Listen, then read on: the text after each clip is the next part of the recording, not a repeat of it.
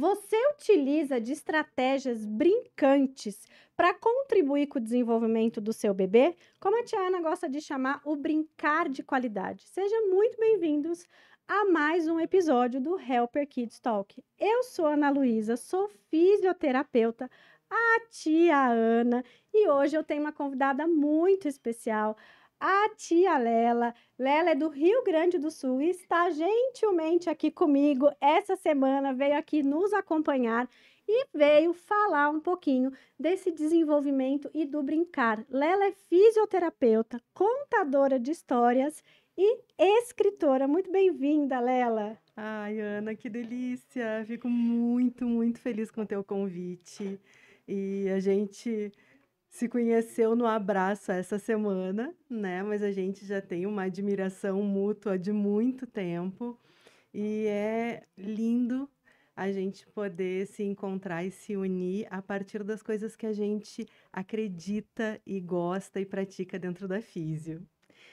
Lela, quando a gente fala desse brincar, quando a gente fala do desenvolvimento motor dos bebês, os pais têm tanta dificuldade de associar esse brincar, principalmente nos primeiros meses de vida, que eles se perguntam como que a gente faz, mas o bebê brinca. Como que você usa das suas estratégias, né, de pedagoga, de escritora, de contadora de histórias, mas principalmente de ser fisioterapeuta, né? Como que você ensina os pais e também, né, como professora, ensina os alunos essas estratégias em relação ao desenvolvimento motor? Então, parece estranho quando a gente ouve um pai ou uma mãe dizendo: "Eu não sei brincar", mas isso é mais comum do que se imagina, né. Principalmente nesses primeiros meses, onde a criança precisa muito da interação do adulto. Depois a criança começa a sinalizar, apontar caminhos pra gente, mas no início, realmente ela precisa muito da interação. E eu penso que é fundamental para os adultos, independente de serem pais, cuidadores, profissionais da educação ou da saúde, entenderem que aquele corpo precisa ser brincado para se constituir enquanto corpo humano, para conseguir entender que o pé é um pé, para que serve o pé. A gente vai mapeando a partir das brincadeiras o corpo da criança, né. A gente sabe que isso é uma mão, porque alguém disse muitas vezes pra gente que o nome disso era mão. Cantou musiquinha, pegou a mão, abriu, tocou, e tantas vezes foi repetido que a gente relacionou isso, esta parte do corpo, com esse nome. E a gente foi experimentando e descobrindo para que servia essa mão, né. Mas, hã, muitas vezes os adultos, eles tratam isso como se todo mundo já nascesse sabendo, mas isso é processo de aprendizagem. Parece que ninguém conta para eles, né, para nós pais, como isso acontece e o quanto tudo isso é importante, né, essa descoberta que você falou, quanto a gente repete, né, através das músicas muitas vezes, né, cabeça, ombro, joelho e pé e assim por diante, então a gente vai descobrindo cada parte do corpo e o bebê depois a gente pede para ele repetir, né, para ele mostrar quando ele é muito pequeno: "Cadê a mãozinha do neném? Cadê o pezinho do neném?". Então o quanto também informar a família que esses pequenininhos brincam. E quais são as estratégias que a gente pode utilizar quando eles são muito pequenos.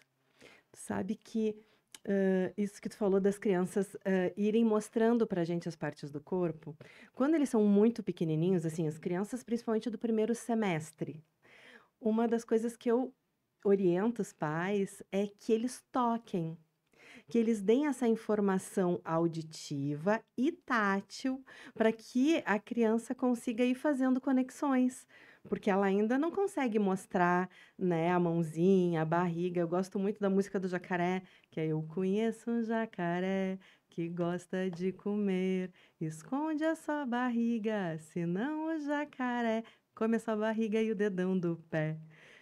A criança maior vai mostrar a barriguinha, vai esconder a barriga, esconder o cotovelo, esconder a bochecha. o bebê não vai saber. Então, uma das coisas que eu oriento, tanto os bebês, os pais de bebês muito pequenos, quanto os pais de crianças com desenvolvimento atípico, que também não consegue ter controle motor sobre, né, esse gesto para essa brincadeira, que toque. Dê uma pressãozinha, oriente, ó, aqui é o punho, aqui é a mão, aqui é o cotovelo. E isso, eu penso que isso é muito importante que a gente consiga entender que faz parte do desenvolvimento motor também, mas que faz parte do desenvolvimento global da Vai criança. fazer parte tanto do cognitivo, né, Lela, quanto do próprio desenvolvimento motor, quanto também do socioemocional. O quanto tudo isso é importante. E isso começa, claro que desde a barriga, né? Mas a gente aqui está dizendo já quando esse bebê nasce, porque é importante que os pais saibam, né, que aquele bebê que está ali dentro da barriga, ele se movimenta. E ele já começa a experimentar várias coisas, tanto que tem alguns ultrassons que o bebê tá ali chupando o dedinho. Então, quanto ele já começa a experimentar antes dele nascer.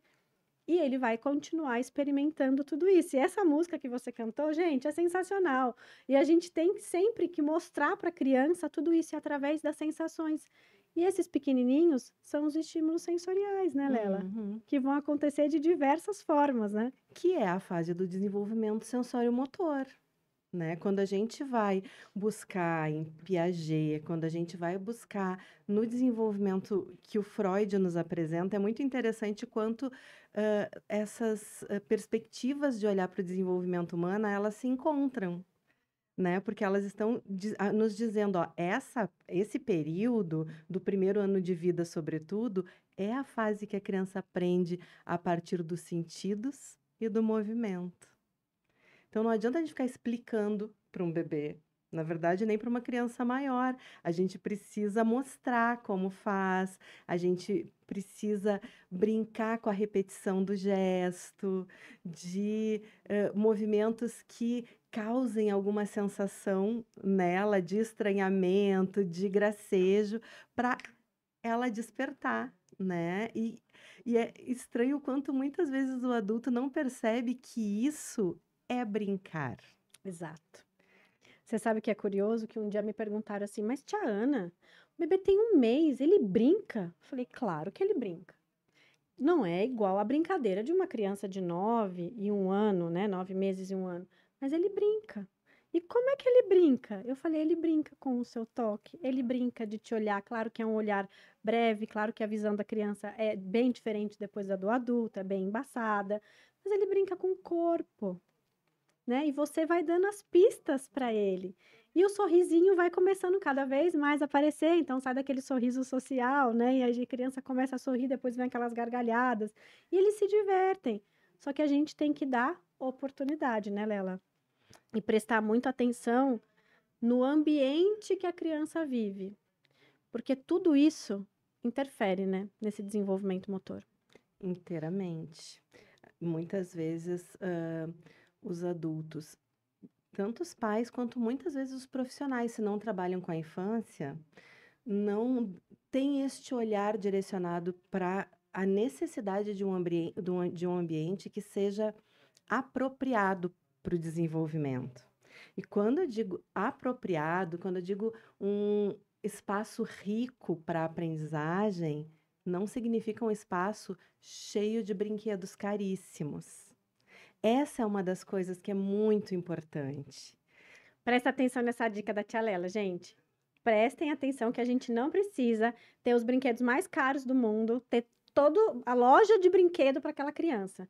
A gente precisa ter coisas de qualidade e um cuidador, né, um adulto, para que esteja ali com aquela criança. Interagindo. Exato. Uma das questões que eu acho que confunde os adultos é a questão do brinquedo e do brincar. O brincar não precisa de brinquedo, ele não prescinde de brinquedo. Ah, gente, presta atenção nisso aqui. O brincar não precisa de brinquedo. Olha que sensacional essa fala. Porque a gente sempre acha que o brincar precisa do brinquedo. Mas como é que a gente brinca então, Lela? Quando a gente brinca cantando, A gente está brincando com a voz. E a gente pode brincar com a voz com entonações diferentes, que as crianças adoram isso, né? A própria música do Jacaré, eu posso fazer bem fininho, eu posso fazer com uma voz mais grossona, com uma voz mais estridente. E as crianças acham muita graça nisso, né? Uma brincadeira que as crianças amam, os bebês amam, que é o cucuti, cucuti. É o corpo, na verdade é o corpo que brinca, com o gesto, com o toque, com a voz. Quando a gente brinca com uma parlenda, né? A batatinha quando nasce espalha a rama pelo chão, menininha quando dorme põe a mão no coração.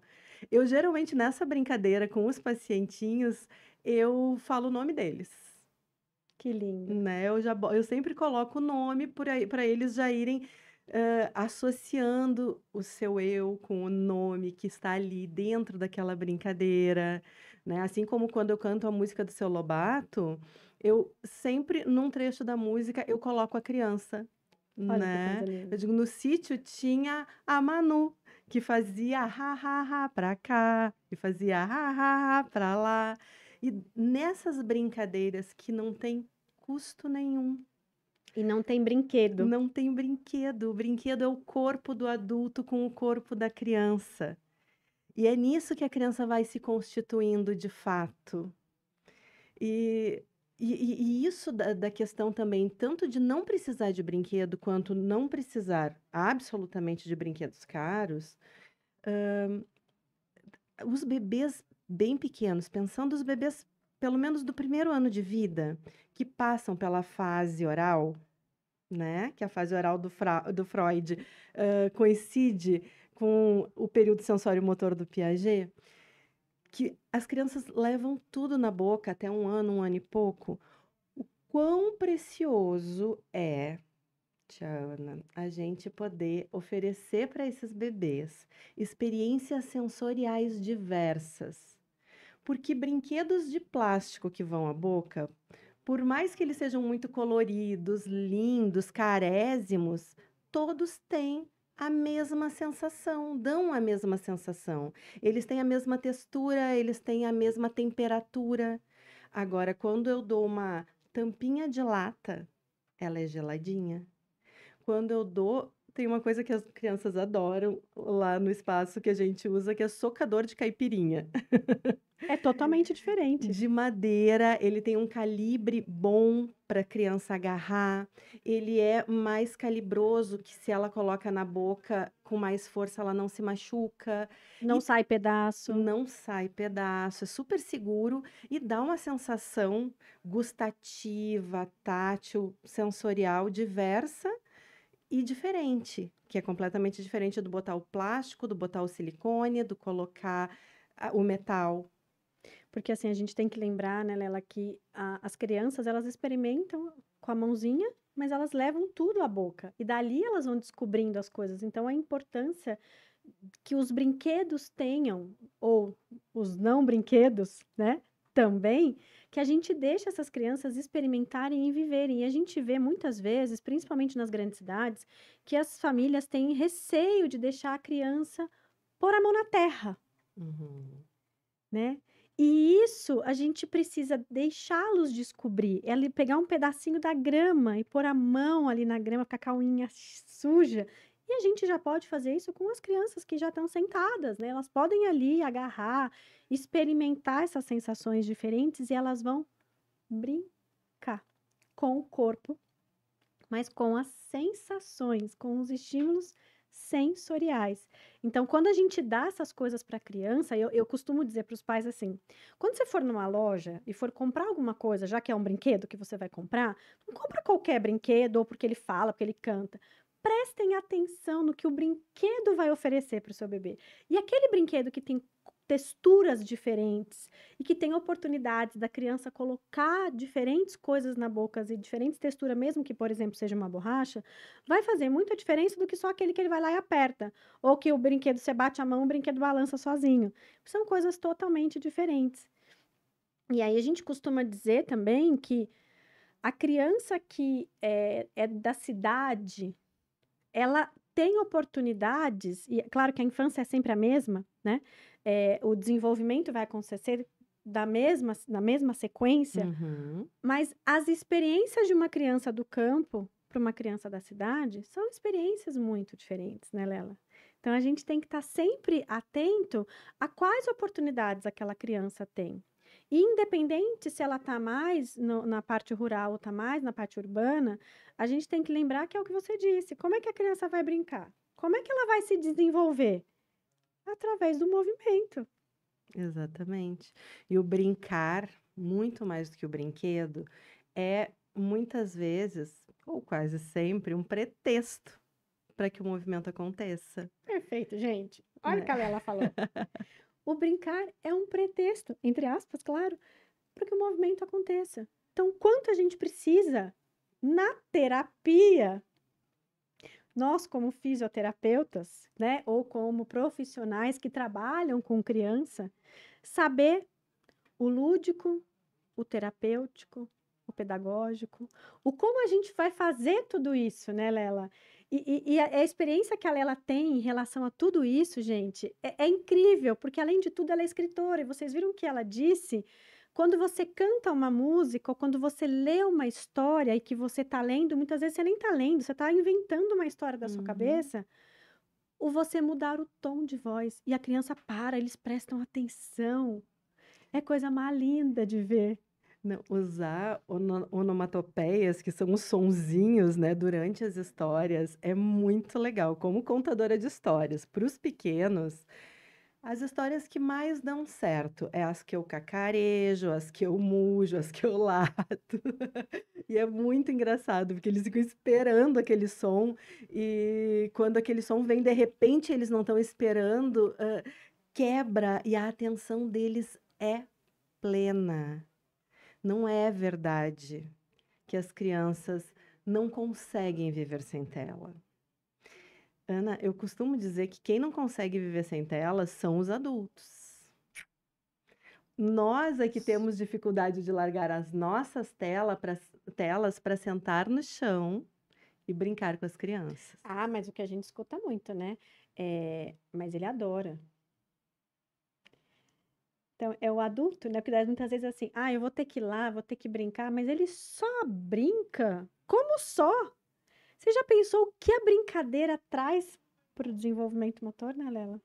Para o desenvolvimento Global. global, né? É a capacidade da criança elaborar as questões que muitas vezes são difíceis para ela.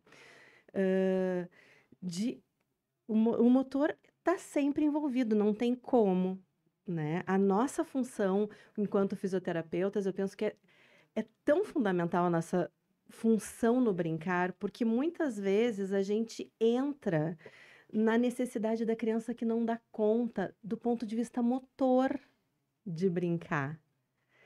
Então ela não está só brincando, para que ela aprenda a pensar, a refletir, a se colocar no mundo, a se perceber no mundo, ela precisa brincar. Como acontece isso com a criança que não consegue, porque não tem motricidade, organizada para o brincar? E daí a gente entra. E se a gente não for este físio que brinca, ou este profissional que brinca, quem, né, vai dar conta de ajudar aquela criança nesse processo de desenvolvimento global? Porque se a gente não brinca, muitas vezes, se os pais de crianças com desenvolvimento típico ficam em dúvida, imagina os pais das crianças com desenvolvimento atípico. Então é fundamental que a gente possa saber brincar para poder orientar o brincar. E assim, o quanto a gente pode levar para as crianças do desenvolvimento típico, mas que tem questões motoras que precisam ser trabalhadas, Uhum. né, em relação a isso que você acabou de falar. E claro que principalmente nas crianças atípicas, né? Mas quando a gente fala tanto de uma quanto da criança típica ou da criança atípica, o quanto a gente precisa dar a oportunidade para que ela tenha essa função, para que ela consiga ir lá e fazer aquela atividade e ter a participação, né, Lela? Porque Total. criança, eles querem brincar. Como eles vão brincar? A gente vai ajudá-los através de diversas estratégias, Uhum. né? E a gente precisa orientar as famílias. O que eu sinto muito hoje, em todos os sentidos, com as mães, né, de crianças típicas ou atípicas, é a falta de uma boa orientação Uhum. com um bom profissional. Porque quando a gente fala dos bebês atípicos, fica muito fácil do outro ter certeza que a criança precisa da fisioterapia. Uhum. Mas quando a gente fala da criança típica, mas que tem algumas alterações que precisam ser ajustadas naquele desenvolvimento, muitas vezes as pessoas ficam naquele espera, não precisa, não é necessário. Claro que nem todas as crianças precisam da físio, mas o que eu defendo muito é que todas as crianças precisam sim da físio, porque a gente precisa orientar aquela família. Como eu posso melhorar essa qualidade, o que eu falei, o brincar de qualidade. Uhum. Total. E tu sabe que eu tenho uma pacientinha que a mãe é médica. E ela me diz, toda vez que eu oriento um brincar diferenciado, ela diz: todo mundo precisava passar por um fisioterapeuta. Eu acho tão bonitinho ver ela dizendo, sabe? Assim, todas as crianças precisavam porque a gente não sabe o que fazer. E até, por exemplo, um dia que ela me falou isso foi num dia que eu disse: ela tá com muito brinquedo em casa. Porque nesse anseio do não saber brincar, os pais acabam muito. Além disso, assim, além do anseio de não saber brincar, hã, muitas vezes pelo excesso de trabalho, os pais acabam dando muitos brinquedos para a criança para suprir uma série de questões. Ou porque eles não sabem, porque eles realmente acreditam numa máxima que a gente ouviu por muito tempo, que é quanto mais melhor. E não é, né. Eu digo para os pais dos meus pacientes que em nada na vida, quanto mais melhor. Até amor demais é patológico. Tudo tem que ser, como dizia o meu filho quando era pequeno, na medida boa, Exato. né, é o equilíbrio. O excesso de brinquedo desorganiza a criança. Acaba que ela não brinca com nada, ela pega e larga, pega e larga, pega e larga, mas não dá sentido para nada. Por isso, assim, o quão fundamental é poder se entender que mais importante que o brinquedo é o brincar. Não é com o brinquedo que a criança aprende, é com o brincar que ela aprende. É no brincar que se dá a aprendizagem, com ou sem um brinquedo.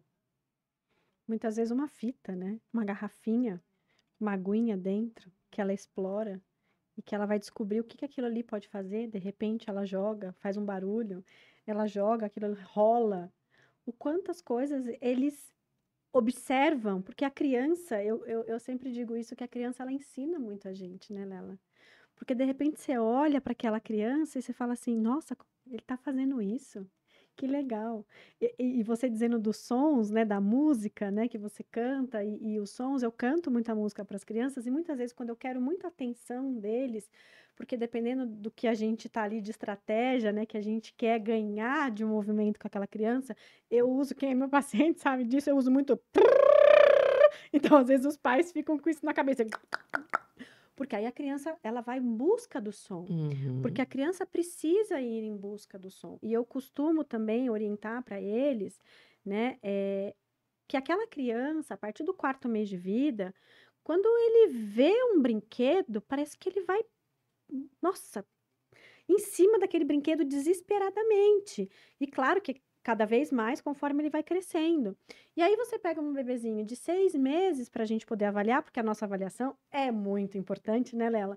Você apresenta um brinquedo, a criança não tem interesse em ir buscar. E aí a gente escuta. Ah, mas ela é assim mesmo. Ah, ela é preguiçosa. Ah, ela não gosta de brinquedo. Tudo bem. Talvez ela goste, então, de uma garrafinha. Ela gosta de uma fita, um pano. Ela brinca, o que que ela brinca? Né, um livrinho, ah, quais são as oportunidades que você dá? E aí você vai ver, é aquela criança que a família não conversa, não conta uma história, não tem brinquedos, Ou também não tem brinquedos apropriados para aquela idade, porque tem um arsenal de coisas e que são extremamente desnecessárias, que também não adianta você colocar um monte de brinquedo e jogar a criança ali. Uhum. Não é assim. Só Então, atrapalha. só atrapalha. Então, quando a gente olha, a gente também tem que entender que um bebê, ele se agarra com o olhar e ele quer ir lá, ele tem sede de pegar aquele brinquedo. A criança que fica ali, né? Vamos colocar aí uma criança até mais velha, né? Mas a partir do 4º mês ele faz isso, com 6 meses e para e fica, tipo, não tem interesse. Aí você fala, nossa. E a gente observa tudo isso quando a criança tá ali, a gente tá anotando a história, perguntando algumas coisas para as famílias, né, Lela? Tudo isso vai sendo observado, porque a gente sabe que o nosso tratamento, a gente tem um objetivo, independente do qual seja, porque a criança veio, porque a gente vai desde a fisiorrespiratória, brincando com Uhum. eles, até aquelas crianças que realmente têm um desenvolvimento, né, que precisa de muita fisioterapia, muito auxílio para que ele consiga participar, mas a gente observa tudo naquela criança e como que tudo está funcionando. Uhum. Porque não dá pra gente falar assim, ó, eu vou tratar o braço, né, Lela?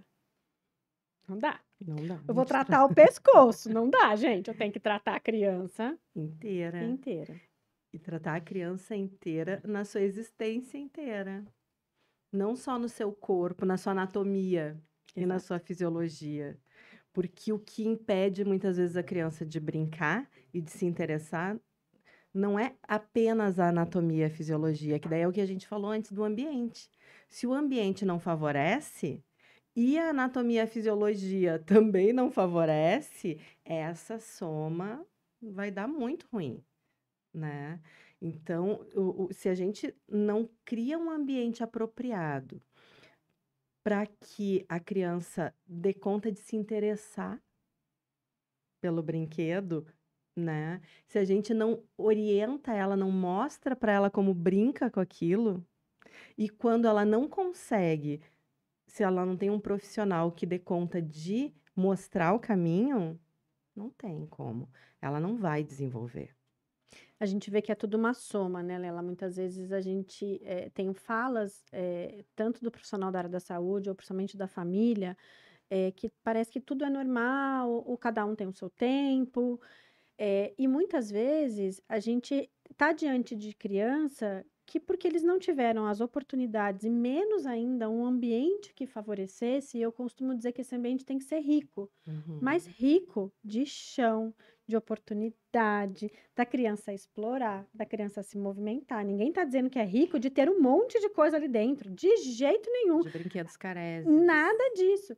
Mas essa junção de tudo isso vai fazer com que o desenvolvimento e o crescimento do bebê aconteça de uma forma esperada, dentro do que a gente considera um desenvolvimento motor, um desenvolvimento neuropsicomotor normal, né? Só que isso, muitas vezes, é prejudicado porque a criança fica sempre no mesmo lugar, tá sempre no colo, tá sempre no carrinho. Eu falo assim, gente, tem coisa melhor do que segurar um bebê no colo? Não tem, gente. Tem coisa melhor que cheirar um bebê? Não tem. Mas a criança tem que estar lá, brincando, no chão. E conta pra mim, quando a família chega e você vai descobrindo esse ambiente que não tá favorável, o que que você fala para eles fazerem? A primeira coisa é muito engraçado, porque a primeira pergunta é: vai pro chão? Fazem bruços? E tem uma resposta que é que eu fico sempre surpresa, que é claro que não. Aí eu fico pensando, como assim? Claro que não. Era para ser claro que Claro que sim. E Eu já não assisti várias fisioterapeutas e sei que é chão, mas normalmente a resposta não é essa. não é, não é. As famílias têm bastante dificuldade de colocar. E como as crianças não estão indo cedo para o chão, quando elas são colocadas no chão, o que que acontece? Um desconforto, Mas dói? não dói, Mas a gente escuta isso, né? né? Ele não gosta, dói. Como dói? O que que dói? Eu costumo dizer que se a gente pegou um brinquedo e distraiu a criança, é porque ela não está com dor. Porque se ela tivesse com dor, ela não ia parar, ela ia ficar chorando. Toda criança, gente, a gente tem que entender que as crianças têm direito de se manifestar, Exato. né? Meu corpo, minhas regras. Elas podem dizer, não tô gostando disso daqui. E ela está no direito dela. E o adulto tem que se colocar no seu lugar de adulto. E poder pensar a longo prazo o que é imprescindível para essa criança. Olha, isso aqui, Lela, parece uma fala que muitas vezes, né, os bons profissionais, claro, falam, mas é uma verdade. Eu tenho que pensar a longo prazo o que é importante para o meu filho, porque senão eu vou ter tanto zelo, e claro que a gente vai ter zelo, não tenha dúvida. Nós temos filhos e a gente tem zelo até hoje pelos nossos filhos e vamos ter uma vida inteira. Mas aquilo em excesso, que é o que você disse lá atrás, Excesso. a gente vai prejudicar a longo prazo. Eu posso hoje estar ali, ó, que delicinha, ele tá aqui, vai ficar aqui, eu não quero que chore. É o que você disse, a criança precisa se manifestar. E se ela não se manifesta, lá na frente a conta vai chegar. Vai. E claro, gente, não é o que a gente está falando não é de deixar a criança chorando. Não, lógico que não. Mas é o que eu falei. Se a criança ela distrai com um brinquedo, é ela tentando mostrar que ela não está querendo ficar daquele jeito. E o que que a gente vai fazer? Distrair ela. Essa é a nossa função. Larga tudo, pai, mãe, vó, físio, e dá atenção. Distrai, brinca junto, porque daí ela vai querer. Eu não conheço criança que não queira adulto brincando junto. Eles adoram, né? Eles adoram. A gente é que tem que se policiar para largar os nossos afazeres e as nossas telas para brincar junto. E tem uma coisa que eu acho que é muito engraçado, que é os marcos motores que os pais esperam.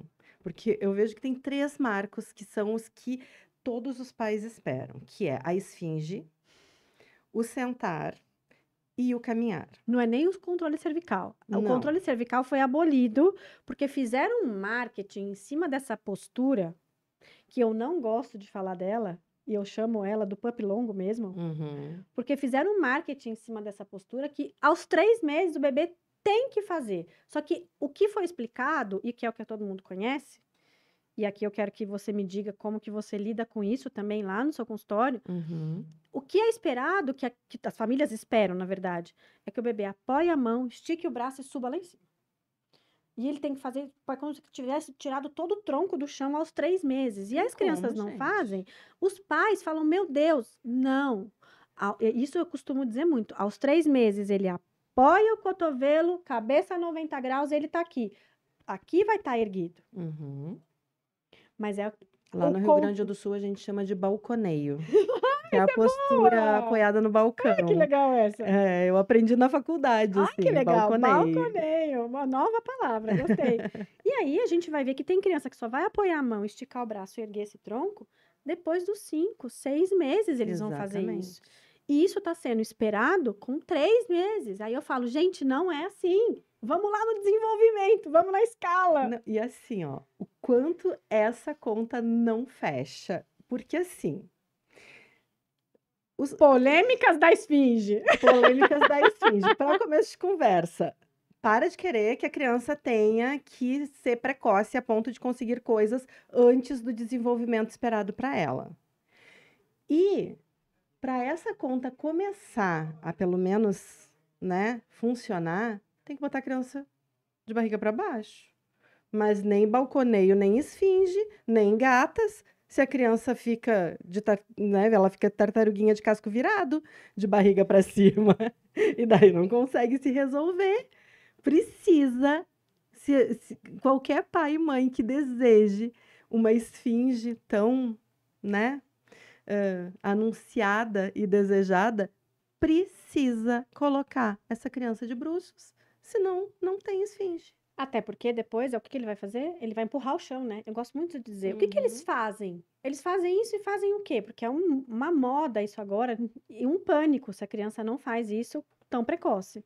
Eu falo, gente, calma, vamos olhar o desenvolvimento. Eu gosto muito de mostrar a escala, né? A Uhum. Alberta é uma escala de avaliação de desenvolvimento motor que o fisioterapeuta usa, né? Eu gosto muito de mostrar e falar assim, ó, tá vendo? Olha o que o bebê tá fazendo aqui, nesse próximo desses 3 meses. Olha o que ele tá fazendo lá com 5 meses. Olha, aí ele tá alto. Como é que a gente vai querer aqui com 3? E aí a gente esquece que o bebê tem que segurar a cabeça. Então, muitas vezes a criança nem tem aquele controle completo por vários motivos, que é o que Uhum. você disse, tá lá em casquinha com casco de tartaruga, porque ele só fica no carrinho no colo e tá de barriga para cima. Uhum. E aí, quando coloca de barriga para baixo, quer que o bebê vá lá lindo e faça tudo que tem que fazer. Não dá conta. Não tem experiência, não tem vivência. E sem falar que aprendizado é repetição. Ninguém sobe na bicicleta e sai andando. Boa, Lela, boa!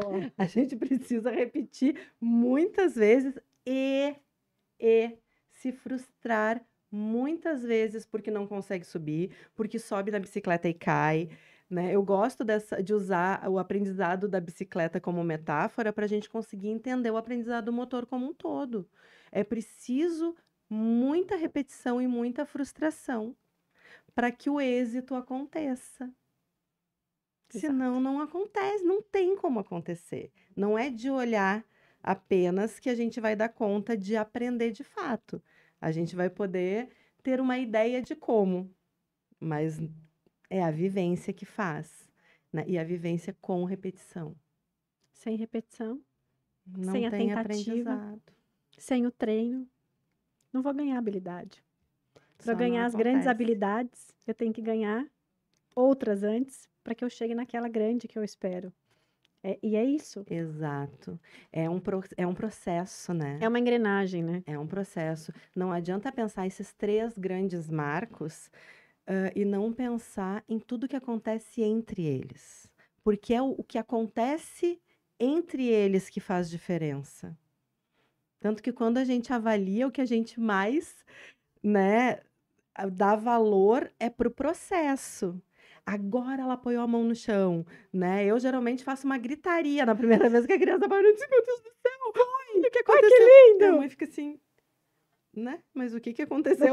É. Porque a gente fica muito feliz porque a gente tem ideia do quão importante e de todo o processo, do quanto é difícil adquirir uma habilidade motora. E são inúmeras. Até a criança ficar de pé e caminhar, são muitos marcos motores. Não são 3 marcos motores em um ano. Não. E é o que você disse, e é o que acontece entre eles. E como acontece entre eles, que vai fazer toda a diferença para que o resto aconteça. Não é mágica, né, Lela? Não adianta eu falar assim: olha, ele já quer andar, ele já tá andando. A criança nem sentou ainda. Uhum. Não sabe nem sentar sozinho. Tomba, cai. Como é que ela vai andar? Não, a gente tem uma pressa para que essas coisas aconteçam e a E a gente esquece, né? E a pressa tem levado aos atrasos, né? Porque assim, a gente tem visto muito bebê estático lá no espaço, muito. É a pressa de querer a criança sentada antes do tempo. A pressa de querer ver antes do tempo, né? Colocando em posturas que não eram para ser adquiridas naquele momento, utilizando de equipamentos, né? No caso de, Uhum. enfim, né? Dispositivos aí que tem N no mercado para poder colocar a criança antes do tempo. E além disso, a criança não vivendo e não experimentando o que ela tem que experimentar. Uhum. Eu costumo dizer para os pais que, com relação ao sentar, para mim não é importante que a criança sente. É importante que ela se coloque sentada. É o processo do colocar-se. Ela estar sentada apenas sem saber se colocar, na verdade, na maior parte dos casos atrapalha mais do que ajuda, É né? isso. E essa pressa para que tudo isso aconteça, as pessoas, né, no caso os pais, não têm muita ideia do quanto isso pode causar prejuízos. E a gente está dizendo aqui do desenvolvimento motor, mas a gente já colocou a parte cognitiva, Uhum, né? A parte socioemocional, o quanto tudo isso causa frustrações, e muitas vezes quando a gente fala desse bebê que está ali e não consegue experimentar nenhum outro tipo de movimento a não ser o sentado, o quanto ele olha para aquilo que ele quer pegar, ele não consegue. E aí ele volta e fala, então é melhor eu ficar aqui no meu cantinho. A Uhum. parte social e emocional dessa criança, será que todas as pessoas pensam em relação a isso? Porque eu saber que ele não vai lá é uma coisa, mas e o que está acontecendo com essa criança emocionalmente? Uhum. Eu não consigo, É uma frustração, né? mas de uma forma ruim, Muito né? ruim. É uma Diferente dele frustração. tentar a bicicleta e errar e Exato. tentar, né? Porque nesse processo, né, da brincadeira da bicicleta, o tentar é ele expressar, ele tem condição de tentar. Ele tem condição de tentar. E expressa o seu desejo a partir disso. Um bebê estático não consegue, ele não dá conta nem de tentar. Aí o que que ele faz? Ele se frustra e desiste. Ou cria uma estratégia que às vezes vai como se arrastar de bundinha, né? Que acaba atrasando outros marcos depois. Isso. E é muito mais difícil de lidar com isso. Então, o quanto a gente vê, né, Lela, que desde quando essa criança sai da maternidade, claro que isso já começou a acontecer antes, como a gente já falou, a gente está ali para aquela criança, a gente brincar, a gente estar disponível, mas a gente também deixar o bebê errar, Uhum. deixar o bebê estar ali de bruços, não deu conta, o bracinho tonha, a cabecinha foi lá no chão, ele está no tapetinho, mas o bebê não pode chorar, o bebê não pode bater. Quem diz que não pode? Eu sempre falo, não é para ele cair do cadeirão, cair do carrinho, cair do seu colo, do Sim. trocador. Mas, gente, ele tá ali. Ele vai bater, ele vai pegar um brinquedo. Como que eles fazem quando eles estão lá pegando o brinquedo? Taca na cabeça. Isso é E o ótimo. choro, muitas vezes, não é porque doeu, é do susto, Também, que faz parte, que faz parte. é um estímulo, é uma E, e eu sensação. costumo dizer, gente, essa coisa que agora tem que botar capacetinho de pano para as crianças não baterem, Bota para não né? bater, bota aqui aquelas mochilinhas pro bebê Que daí eles não ficam se cair de jogando pro costas. chão, no chão, na verdade. Criança que tem aquelas extensões que Aham. adoram andar com atraso, né? Que adoram se jogar para trás. E você fala, meu Deus, e aí? Ah, mas aí tá protegido, porque não vai bater a cabeça. Tá, mas ele precisa para ele poder vivenciar aquilo e saber estratégias que ele vai criar para que isso não aconteça de novo. Eu fico muito incomodada quando eu leio para a venda desses dispositivos dizendo que são dispositivos de segurança. Gente, segurança é ensinar a criança a se virar. Isso é segurança. De resto, é placebo, sabe? Porque não tem condição. E a criança vai bater, vai fazer um hematoma. Não vai fazer um hematoma cerebral, porque existe um crânio, 3 meninges, líquor entre duas delas. Quer dizer, tem muita coisa para amortecer Exato. antes desse impacto chegar lá no cérebro. E ele Não tá na vai própria altura, né, Lela? tá na própria altura, tá, geralmente tá num tapetinho, tá num tatame ou tá num acolchoado, né? Precisa, né? São vivências que eu observo que as famílias não querem que o bebê passe. E aí chega na físio, eu falo assim, agora a gente vai ensinar a cair, vamos. O bebê, a primeira vez que você traz ele para cair, sentado de bumbum, os pais ficam assim e a criança se assusta de um jeito que às vezes parece que a gente, nossa, fez alguma coisa ruim. Porque eles nunca bateram nada, às vezes nenhum brinquedo, porque não deixa isso acontecer, Uhum. né? E uma vez eu escutei de, inclusive, uma babá e falou assim para mim, doutora Ana, eu não posso deixar nada bater nela. Eu falei, não, mas espera lá, né? O brinquedo bate nela. Não, não pode. E ela não pode cair. Eu falei, mas ela precisa cair. Olha essa criança como tem tantas coisas que ela não experimentou. Uhum. Além dela não ter experimentado coisas, ela não experimentou o bater. E é importante, a criança vai passar embaixo da mesa. Gente, às vezes eles erram, né? A O altura. tamanho, a altura, o que que acontece? Eles tacam a cabeça. E se eles choram, o que que eu sempre costumo dizer para os pais? Faz parte do aprendizado. Se a gente se assusta, o bebê também se assusta, né? Uhum. Então a gente fala, tá tudo bem, vamos lá, continua. E aí eles olham e você observa muito a reação da criança em relação à reação dos pais. Aquele pai que não Exato. quer que nada disso aconteça, vai reagir de uma maneira que vai fazer com que a criança também reaja daquela maneira. Uhum. E Exatamente. aqueles pais que tá tudo bem, continua, vamos, não aconteceu nada. A criança olha, continua fazendo o que tem que fazer. Isso é fantástico. É espelhamento, né? É espelhamento. Não tem, a gente não vai fugir disso. E eu acho muito maluco o quanto é controverso essas demandas de cada criança tem seu tempo. E eu costumo dizer que cada criança tem seu tempo, mas não é um tempo a perder de vista. É um tempo dentro de um É tempo, um né? tempo, exatamente, é um tempo dentro de um tempo, né? E, ao mesmo tempo, os pais querem que as crianças façam antes do tempo. É verdade. É absurdamente controverso isso, Controverso. gente. Não tem cabimento. E a gente tá nesse paradoxo do 8 ou 80 o tempo inteiro, né? Que assim, ou é de menos ou é de mais. Ou enche a vida das crianças de brinquedos, deixa o chão coberto, que a criança não tem nem por onde se deslocar, porque vai rolar por cima dos brinquedos. Ou vem com esse discurso bem equivocado, a gente tem que achar as palavras, que as crianças se resolvem, é só largar no chão que ela se resolve. Gente, a criança se resolve se ela tiver condição para aprender. E se ela tiver um chão rico em experiência, planejado, não é um chão qualquer.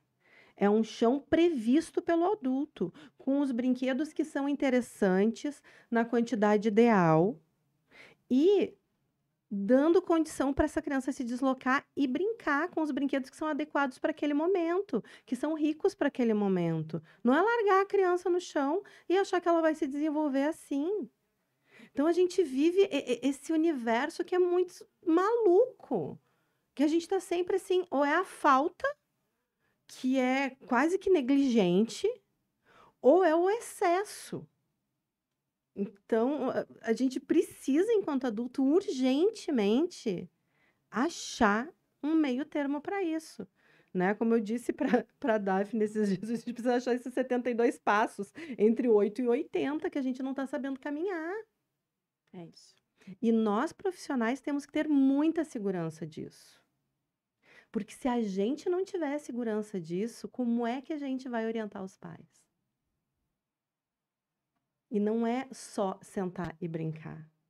Tem muito conhecimento na estratégia do brincar para poder realmente ensinar o adulto a brincar de forma qualitativa, que realmente produza aprendizados múltiplos nos nossos pequenos.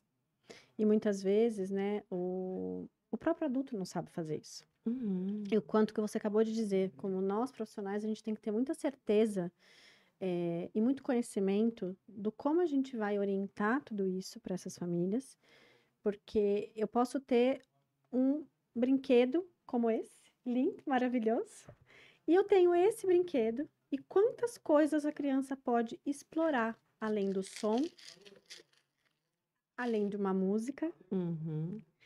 a textura, A textura. o como ele agarra, a prova dele na boca, né? A sensação que ele vai ter com esse brinquedo. E isso vai trazer diversas experiências para ele. E quem vai direcionar não só o pôr na boca, mas a cantiga, a brincadeira, a parlenda, a música que vai, né, de vários tons, somos nós. Exatamente. E o quanto aquilo vai gerar aprendizado para aquela criança. E isso vale para tudo, né, Lela?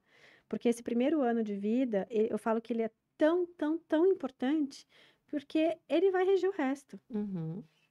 né? E aquela criança que teve coisas aqui atrás, é o que você disse, a gente tem que remeter isso lá na frente. E aí aquela criança que na escola ou, né, emocionalmente tem questões que a gente tem que ficar muito alerta, ou que vai ter outras questões geradas num grau muito maior, porque lá atrás a gente não deixou os nossos bebês num ambiente adequado e não deixou eles experimentarem. E a gente, embora o chão do fisioterapeuta seja a motricidade, Eu costumo dizer que tudo é motor. Demonstrar afeto é motor. Seja passar a mão no cabelo, fazer o carinho no rosto e dar um tapa na cara. Exato. É motor. Aprendizado cognitivo é motor. Porque quando as crianças vão para a escola, elas precisam fazer um trabalho ou precisam fazer uma prova e elas precisam do movimento. Aí pode pensar, mas a prova pode ser oral. Falar também é motor. É movimento. Respirar também é motor. Então, a nossa profissão é maravilhosa, É linda! né? Porque é o chão. A gente é o chão de todos os outros aprendizados. E a gente poder dimensionar isso é de uma preciosidade que não tem tamanho. E de uma responsabilidade Muito. também. Muito. Muito grande. Porque a gente é a base para construir todos os outros aprendizados. Eu falo que assim, é emocionante, né, gente? A gente ouvir uma profissional assim como a Lela, com tanto conhecimento, e com tanto amor, com tanta clareza dessas explicações todas, que assim, a gente está conversando, mas a gente quer levar essas informações para vocês. E eu vou abrir aqui o celular, porque eu quero ler para vocês um post, né, que a Lela fez no Instagram dela. E ela, como escritora, né, e várias coisas nos emocionam, mas